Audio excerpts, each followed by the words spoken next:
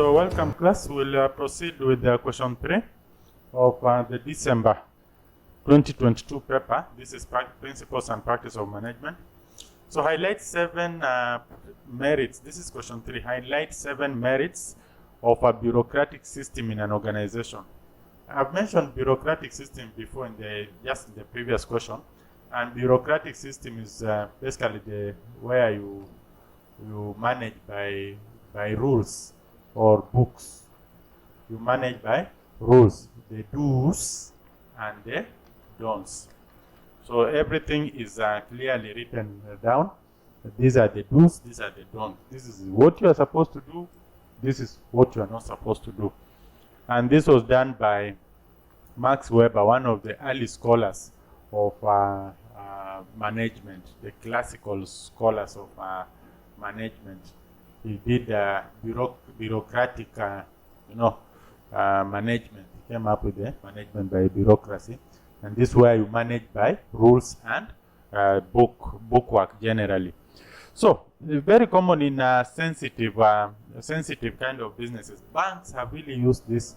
They have a lot of do's and don'ts, and it's actually relevant to them because of the nature of the business they handle. You know that when we are handling money, really there's nothing there for us to discuss much. It's about the do's and the don'ts. This is right, this is wrong. When you get money, this is what you're supposed to do. It's as simple as that. Procedures, people are well trained, and efficiency comes in, and everything has to be to the detail. There must be order and such like stuff. Those are some of the principles that Max Weber actually advocated for. So this question is asking 7 merits of bureaucratic system in an organization. There's a lot of orderliness, because basically it's a system of rules that says what one should do and what one should not do, and you should strictly adhere to that.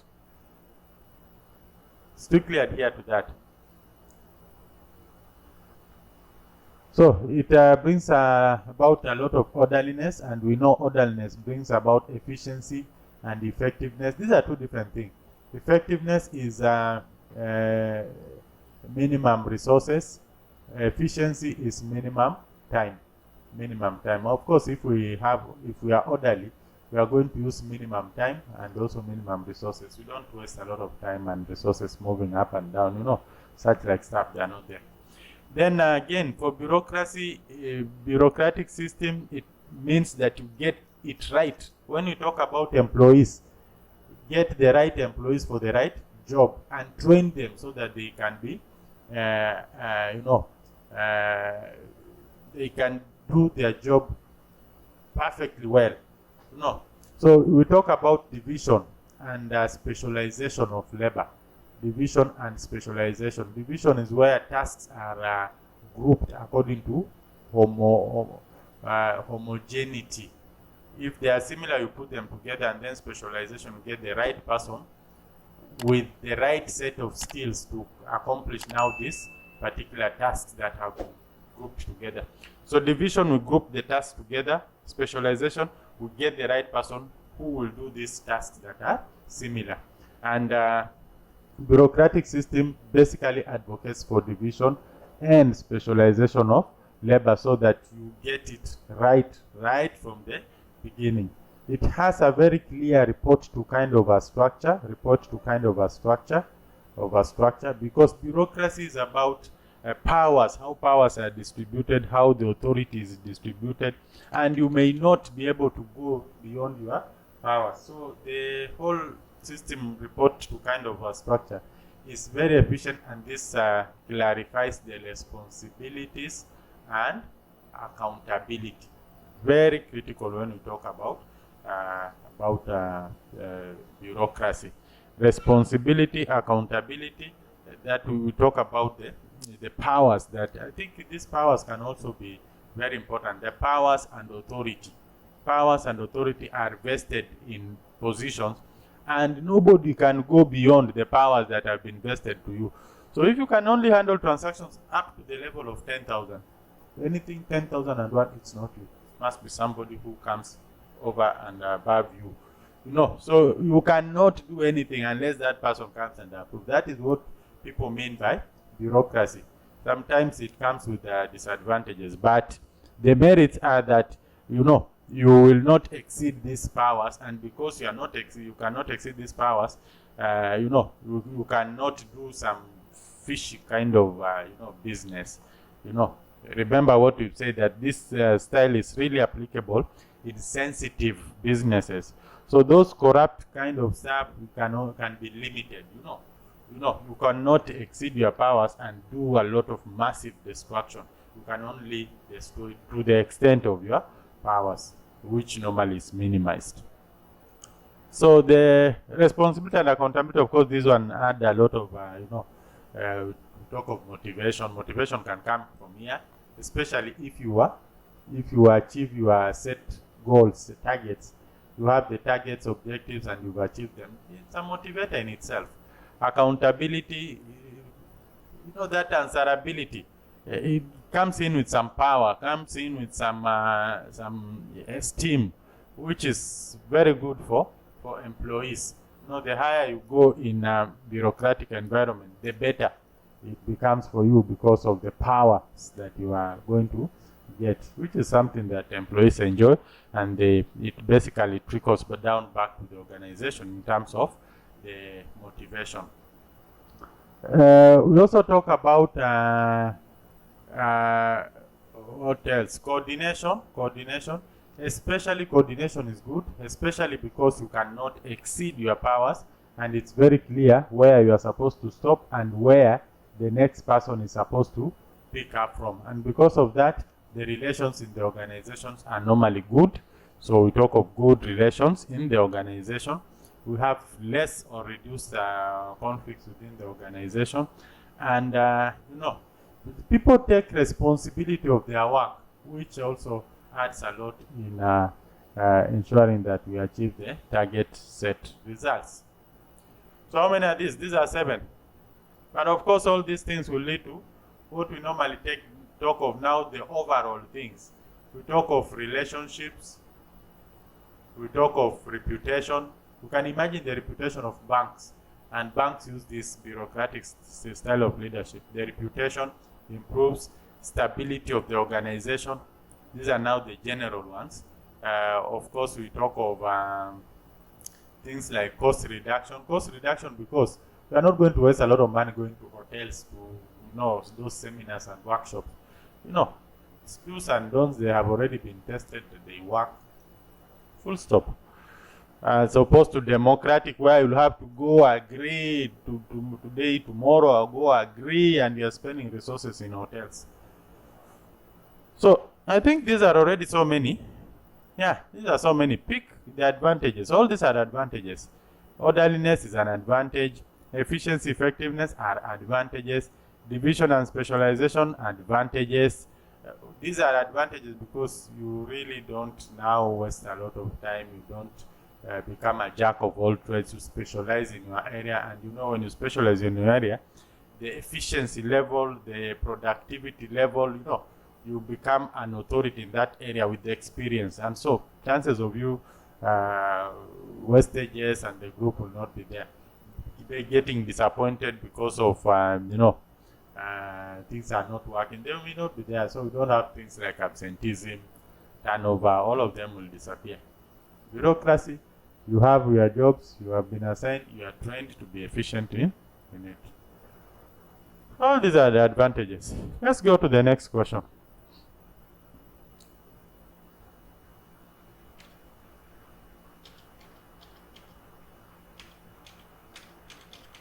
Outline 7 advantages.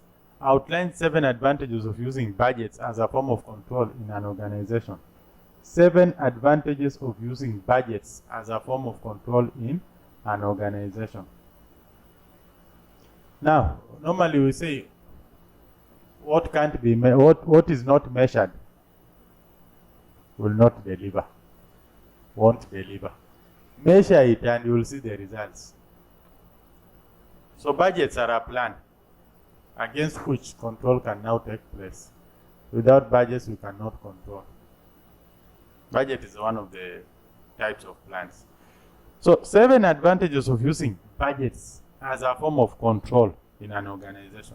Budgets will come up with the anticipated results, what we expect. And it is this, what we expect, that we are going to compare with the actual results, to see if we have any deviations. So that if we have any deviations, we take what? Corrective actions. Are we there? Corrective actions. And if we have positive deviations, then we improve on the target. We improve on the target. Are we there? And if we achieve whatever it is that we had set in the budget, then it means we will go a long way in motivating the employees. Why? Because they have achieved what we had set for them.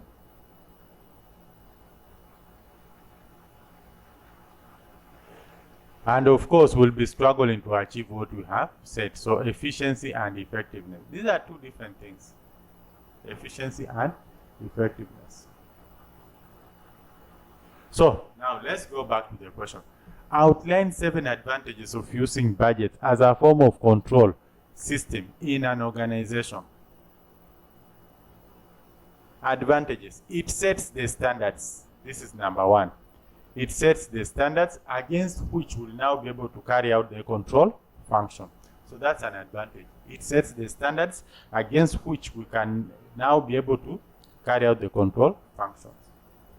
Then number 2, it helps us know the deviations from what we had set. Once we know the deviation, then we can take corrective measures. Is that not an advantage? It is. Then number 3, it is a motivator. So that once the employees achieve, then they can always, it goes a long way in motivating them. And motivation is a form of control so that they can continue, achieving their goals. Control is ensuring that things are in line with what you had anticipated. The organization has a goal, it has objectives which are short-term, goals which are long-term, vision. So if the employees are motivated, it means they will keep focused on the goal and the vision of the organization, and that's a very good control mechanism in an organization to ensure that you continue walking the journey that you had anticipated. Then positive deviation. In case you have positive deviation, it simply tells us that we improve on the targets. We change the goals so that we make them, we've already achieved this. We need to, if we don't shift the goals, then it becomes a demotivator because, So budgets are a way of ensuring that we continue aiming high.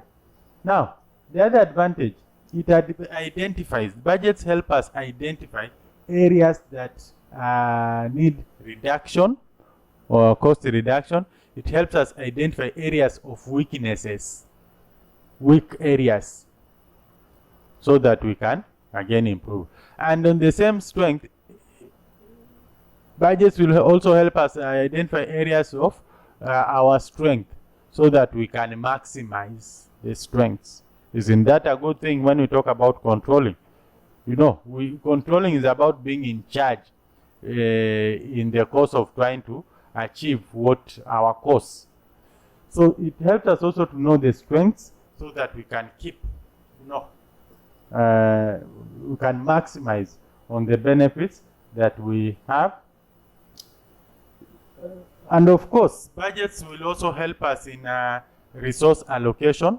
resource allocation, which goes a long way in terms of controlling the resources, so that we don't just allocate resources anyhow. We want to allocate resources to people who actually need them and who are going to use them in the best way possible. So it helps us in resource allocation, these budgets.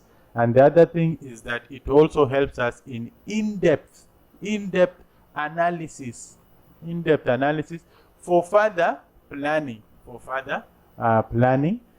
which is something that is very good. We don't plan and stop there.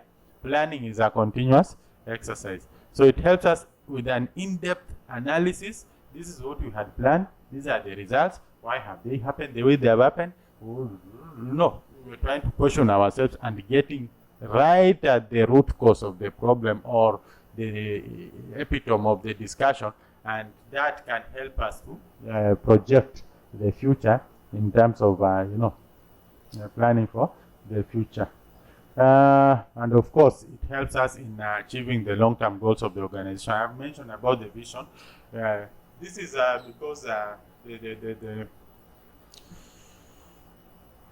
the budgets, we said budgets are a form of a plan, and they're always tied to the vision. So the journey is we are going very far away, and unless we have roadblocks to check how we are faring on, and those roadblocks are now the control function. Every time, stop, let's see, are you on the right track? Unless we have those tracks, we may disappear, we may lose focus, and lose the whole direction altogether. So budgets are very important to keep us on track towards the vision, and controls come in when we put those roadblocks to check how we are faring on, and if there is any need for any corrective measures, we take it well in advance. Groups, this is C. Groups within an organization might be used as a medium of change. True. Examine 3 principles of using groups as a medium of change. Principles, 3 principles of using groups as a medium of change. Now, there are so many principles, and this is the work of somebody. There was a scholar who did work on the principles of group. It's called Dorwin Carl. I think you can just in your own free time you can check Dorwin Carl. This is a scholar who did some study on and came up with the principles of group. Now, he came up with the 8 principles, and those principles are, let me just mention them, then I can go ahead and explain them. Came up with the 8 principles. The 8 principles are 1, 2, 3, 4, 5, 6, 7, 8. Principle of perception. Just principle of belongingness. Principle of belongingness. Then perception. Then we have conformity. We have change. We have readjustment. You can just go at your own free time, check on all this. Common motives, the principle of power, goal orientation. These are principles. And that now with this, you can easily get the relationship with what we are talking about here, that groups within an organization might be used as a medium of change. Yes, people want to belong. You want to feel part of. And that's why in the previous lesson, when we were talking about how do we minimize resistance to change, we mentioned something like use teams. And people want to belong. And then have a team, change agent in that team. And because people want to belong, they will always want to conform to the team. They will not want to go against the team, especially if the team is considered very strong, relevant. If it has people desire belonging in that team, then in such like cases, these employees might not want to be what is it?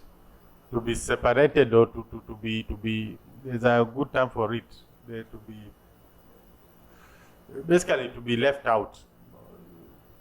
There's a better term I'm trying to, okay, so let's just talk of to be left out. They don't want to be, they want to belong, they want to be part of the team.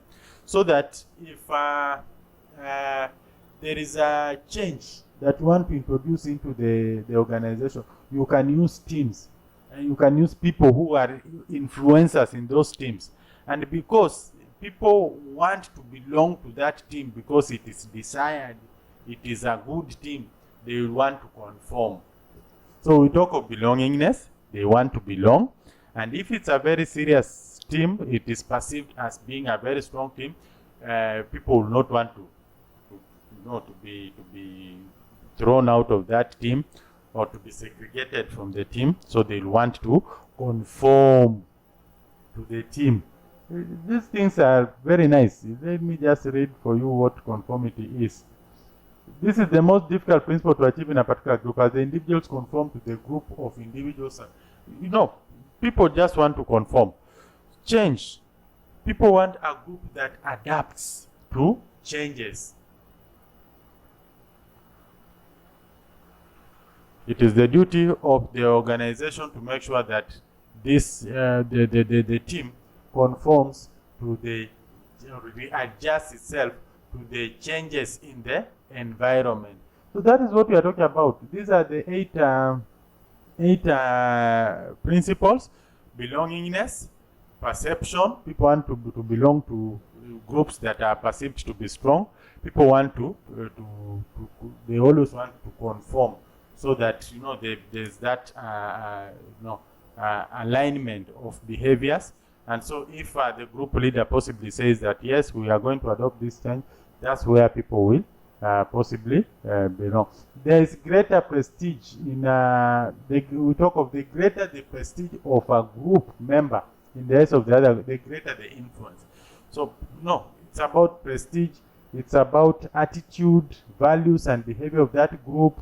It's about how people perceive that group, and if the group is perceived as being so nice, it can easily be used as a medium of change. If the group is very easy to learn and readjust, if the group shows a lot of power, it is very strong, people want to belong there, and that is an opportunity for you to introduce it, to introduce change using that particular group, because people want to belong, people want to follow what you have done. So thank you. Let's meet in the next question.